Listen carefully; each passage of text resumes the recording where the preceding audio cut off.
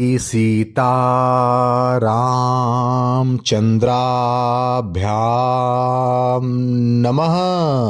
श्रीमद् वाल्मीकि रामायण बालकांड 64वां सर्ग।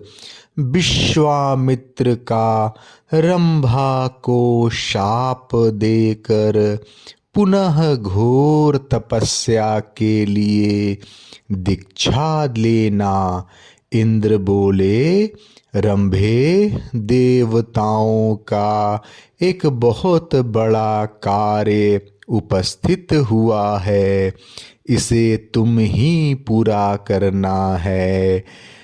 तू महर्षि विश्वामित्र को इस प्रकार लुभा जिससे वे काम और मोह के वशीभूत हो जाएं।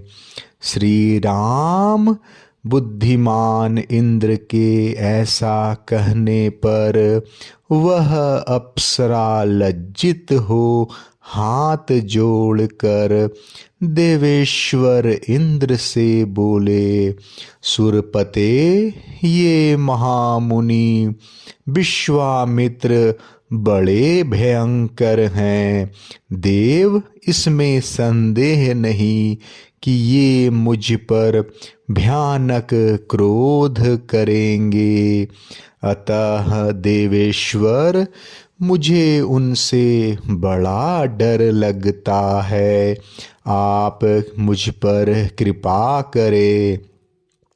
श्री राम डरी हुई रंभा के इस प्रकार भयपूर्वक कहने पर सहस्त्र नेत्रधारी इंद्र हाथ जोड़कर खड़ी और थर थर कांपती हुई रंभा से इस प्रकार बोले, रंभे, तू भय न कर, तेरा भला हो, तू मेरी आज्ञा मान ले।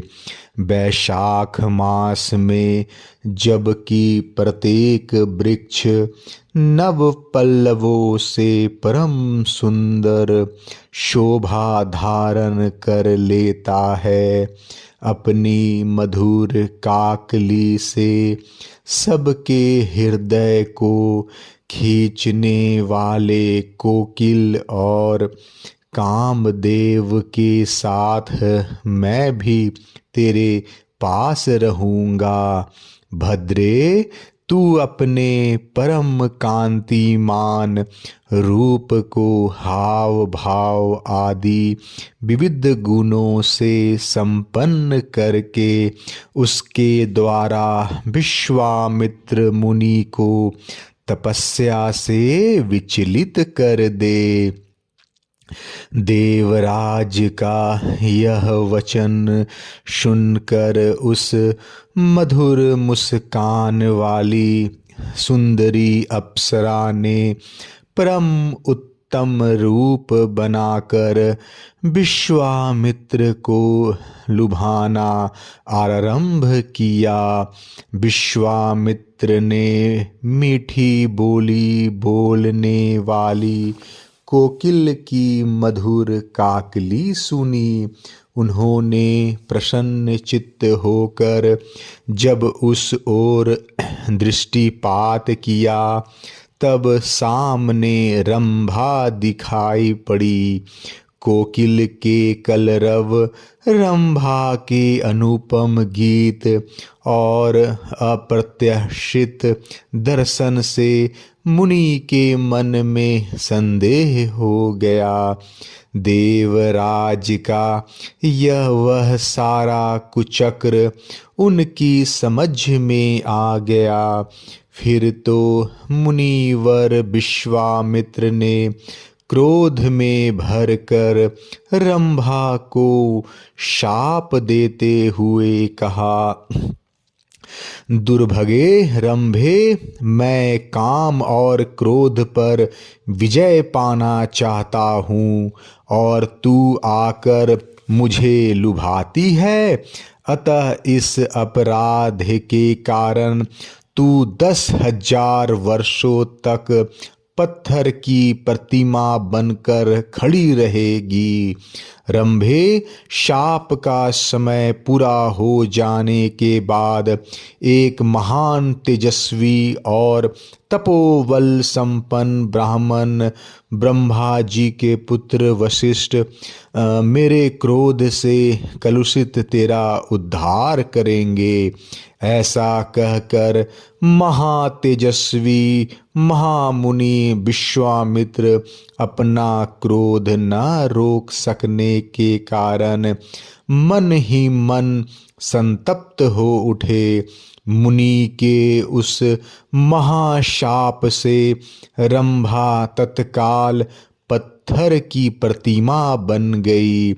महर्षि का वह शाप युक्त वचन सुनकर कंदर्प और इंद्र वहां से खिसक गए। श्री राम क्रोध से तपस्या का क्षय हो गया और इंद्रियां अभी तक काबू में न आ सकी। यह विचार कर उन महातेजस्वी मुनि के चित्त को शांति नहीं मिली थी। तपस्या का अपहरण हो जाने पर उनके मन में यह विचार उत्पन्न हुआ कि अब से न तो क्रोध करूँगा और न किसी भी अवस्था में मुँह से कुछ बोलूँगा अथवा 100 वर्षों तक मैं श्वास भी न लूँगा। इंद्रियों को जीत कर इस शरीर को सुखा डालूँगा। जब तक अपनी तपस्या से उपार्जित ब्राह्मणत्व मुझे प्राप्त न होगा तब तक चाहे अनंत वर्ष बीत जाएं, मैं बिना खाए पिए खड़ा रहूँगा और सांस तक न लूँगा। तपस्या करते समय मेरे शरीर के अवयव कदापि नष्ट नहीं होंगे। रघुनंदन, ऐसा निश्चय करके मुनिवर विश्वामित्र ने पुनः 1000 वर्षों तक तपस्या करने के लिए दीक्षा ग्रहण की।